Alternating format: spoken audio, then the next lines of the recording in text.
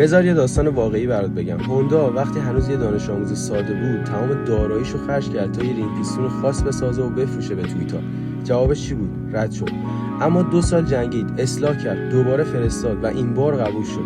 فکر میکنی تموم شد؟ نه، جنگ جهانی اومد، کارخونه‌شو بمباران کردن، زلزله خرابش کرد، حتی گازوئیل نداشت ماشین رو روشن کنه، ولی بازم تسلیم نشد.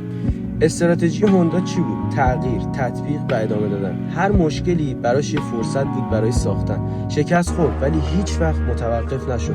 پس تو هم اگه تو بازارهای مالی تا حالا درست نتیجه نگرفتی، تا حالا درست مدیریت سرمایه نکردی و نمیدونی دقیقاً باید چی کار کنی برای کسب سود و داشتن یه برآیند مثبت، حتما ما رو دنبال کن، چون ما اینجا هستیم تا واقعی به تو آموزش بدیم، ببینی تو بازارهای مالی دقیقاً باید چه کاری بکنی، دقیقاً باید چه مدیریت سرمایه‌ای داشته باشی و دقیقاً باید چه استراتژی معاملاتی داشته باشی.